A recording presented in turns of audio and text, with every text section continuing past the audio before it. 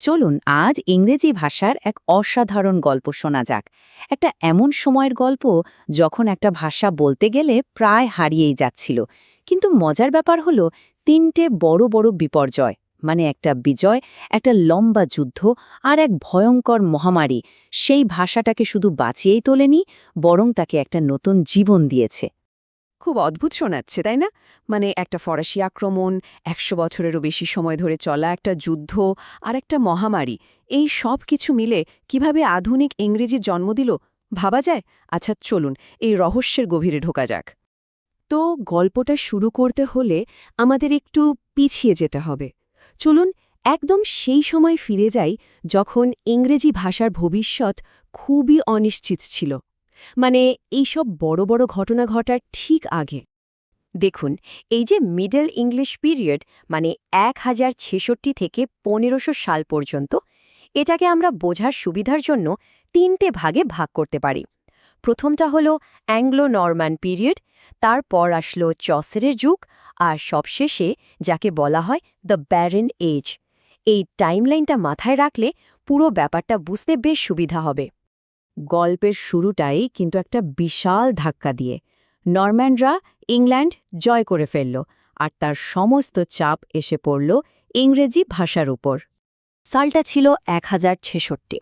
হেস্টিংসের যুদ্ধে জিতলেন William the কনকারার, আর তার সাথে সাথেই পুরো ইংল্যান্ড চলে গেল নরম্যান, মানে ফরাসিদের শাসনের অধীনে। আর বিশ্বাস করুন, শুধুই একটা ঘটনাই ইংল্যান্ডের ইতিহাস আর তার ভাষার গতিপথকে একেবারে ঘুরিয়ে দিয়েছিল। ব্যাপারটা দেখুন কি দাঁড়ালো। নরম্যানরা আসার পর ভাষার চিত্রটা একদম পাল্টে গেল। আগে ওল্ড ইংলিশ ছিল সাধারণ মানুষের মুখের ভাষা, কিন্তু বিজয়ের পর ফরাসি হয়ে গেল রাজদরবার, আইন আদালত আর সব উঁচু মহলের ভাষা। এর ফলে কি হলো? ইংরেজিকে টিকে থাকার জন্য নিজেকে বদলাতে হলো। এর জটিল গ্রামার অনেক সহজ হয়ে গেল, আর ভাষায় ঢুকে পড়ল হাজার হাজার ফরাসি আর ল্যাটিন শব্দ। বলতে পারেন, বাঁচার তাগিদেই ইংরেজি নিজেকে এমনভাবে বদলে ফেলেছিল যা আজকের মডার্ন ইংরেজির ভিত করে দিয়েছে। এখন সবচেয়ে অদ্ভুত ব্যাপারটা শুনুন। দুটো ভয়াবহ সংকট, মানে একটা যুদ্ধ আর একটা মহামারী, এগুলোই উল্টে ইংরেজদের ভালো করে দিল। কিভাবে? এগুলো তাদের মধ্যে একটা জাতীয়তাবোধ জাগিয়ে তুলল আর সাধারণ মানুষকে ক্ষমতায়ন করল। আমরা তো বলি ১০০ বছরের যুদ্ধ, কিন্তু জানেন এটা আসলে চলেছিল ১১৬ বছর। ভাবুন একবার, ফ্রান্সের সাথে এত লম্বা একটা লড়াই লড়তে লড়তে ইংরেজদের মনে ফরাসিদের বিরুদ্ধে একটা জাতীয়তাবাদ তৈরি হলো। তারা ভাবতে শুরু করল, আমরা ইংরেজ, আমাদের নিজেদের ভাষা আছে, সংস্কৃতি আছে। আর তখন থেকেই তারা ফরাসি প্রভাব থেকে বেরিয়ে আসার জন্য ছটপট করতে শুরু করল। যুদ্ধের ধাক্কা সামলাতে না সামলাতেই চলে আসলো মানব ইতিহাসের এক ভয়ঙ্কর অধ্যায়, ব্ল্যাক ডেথ। ১৩৪৮ থেকে ৪৯ এই ১-২ বছরের মধ্যে প্লেগ ইউরোপের কোটি কোটি মানুষের জীবন কেড়ে নিল। আর ইংল্যান্ডের যে পুরনো সমাজ ব্যবস্থা ছিল, সেই সামন্ততন্ত্র, সেটাকে একেবারে ধসিয়ে দিল। তো এত মানুষ মারা যাওয়ার ফলে কি হলো? সোজা হিসাব, দেশে শ্রমিকের অভাব দেখা দিল। আর তখন যে কজন সাধারণ শ্রমিক বেঁচে ছিল, তাদের কদর গেল বেড়ে, তাদের ক্ষমতাও বাড়ল।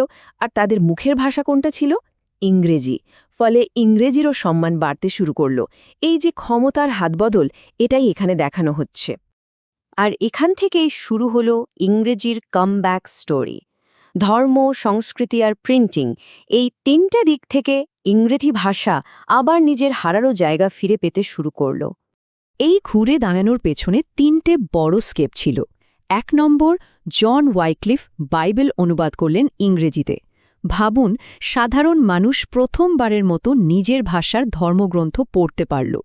২ নম্বর, বড় বড় লেখকরা ল্যাটিন বা ফরাসি ছেড়ে দিয়ে নিজেদের মুখের ভাষায়, মানে ইংরেজিতে, লেখালেখি শুরু করলেন।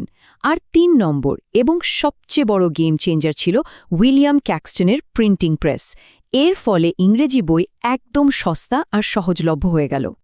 আর এই যে নতুন শক্তিশালী ইংরেজি ভাষাটা উঠে দাঁড়াচ্ছিল, তার সবচেয়ে বড় কারিগর বা বলা যেতে পারে হিরো ছিলেন একজনই, জিওফ্রে চসার। চসারকে এমনি এমনি ফাদার অফ ইংলিশ লিটারেচার বলা হয় না। তিনি শুধু একজন কবি ছিলেন না, তিনি ছিলেন একজন ডিপ্লোম্যাট, একজন সৈনিক, একজন চিন্তাবিদ। তিনিই প্রথম দেখিয়ে দিলেন যে ইংরেজি ভাষায়ও বিশ্বমানের সাহিত্য লেখা সম্ভব। তখনকার সময়ে এটা কিন্তু একটা বিপ্লবী চিন্তা ছিল। চসারের লেখার জার্নিটা খুব ইন্টারেস্টিং। তার ক্যারিয়ারকে 3টি ভাগে দেখা যায়। প্রথম দিকে তিনি ফরাসি কবিতা দ্বারা খুব প্রভাবিত ছিলেন। তারপর তিনি ইটালির দান্তে, বোক্যাচিওর মতো লেখকদের লেখা পড়লেন এবং তাদের দ্বারা অনুপ্রাণিত হলেন। কিন্তু তার আসল জাদুটা দেখালেন একদম শেষ পর্বে। তখন তিনি সব প্রভাব কাটিয়ে উঠে সম্পূর্ণ নিজের একটা স্টাইল তৈরি করলেন ইংরেজিতে। আর তার সেরা উদাহরণ অবশ্যই the Canterbury Tales. Canterbury Tales কি বিশাল একটা প্রজেক্ট ছিল ভাবা যায়। চসারের প্ল্যান ছিল 120টা গল্প লেখার, যদিও তিনি মাত্র 24টা শেষ করতে পেরেছিলেন। কিন্তু ওই অসমাপ্ত কাজেই তিনি যা করে গেছেন তা অবিশ্বাস্য। মাত্র 31 জন তীর্থযাত্রীর গল্পের মাধ্যমে তিনি সেই সময়ের ইংল্যান্ডের পুরো সমাজটাকে যেন আমাদের চোখের সামনে তুলে ধরেছেন। আচ্ছা, তাহলে এই সময়ের সাহিত্যের মূল বৈশিষ্ট্যগুলো কি ছিল? চলুন একটু দেখে নেওয়া যাক, কারণ এগুলোই পরে ইংরেজি সাহিত্যের ডিএনএতে ঢুকে গেছে। এই সময়ে কয়েকটা জিনিস খুব জনপ্রিয় ছিল, যেমন নাইটদের বীরত্বের গল্প, যাকে বলা হতো রোম্যান্স। তারপর ধর্ম, পাপ-পুণ্য, নৈতিকতা, এগুলো নিয়েও প্রচুর লেখা হতো। আবার অনেক সময়ে লেখকরা অ্যালেগরি ব্যবহার করতেন, মানে একটা সাধারণ গল্পের আড়ালে কোনো বড় আইডিয়া বা মেসেজ লুকিয়ে রাখতেন। আর হ্যাঁ, পুরনো ইংরেজির একটা স্টাইল, মানে পর একই রকম শব্দ দিয়ে লাইন শুরু করা, সেটাও কিন্তু চলছিল। আরেকটা কথা ভুললে চলবে না, তখন তো ছাপাখানা ছিল না, সব বই হাতে কপি করা হতো, তাই প্রত্যেকটা বই ছিল ভীষণ দামি আর দুর্লভ। ইতিহাস তো আমাদের এটাই শেখালো যে বড় কোনো সংকট বা নতুন কোনো টেকনোলজি একটা ভাষার গতিপথ পুরোপুরি বদলে দিতে পারে। তাহলে একটু ভাবা যাক তো, এখনকার দিনে কোন সংকট? ধরা যাক ক্লাইমেট চেঞ্জ বা কোনো টেকনোলজি যেমন আর্টিফিশিয়াল ইন্টেলিজেন্স, এগুলো কি আমাদের ভাষাকে ঠিক এই মুহূর্তে একটু একটু করে বদলে দিচ্ছে না?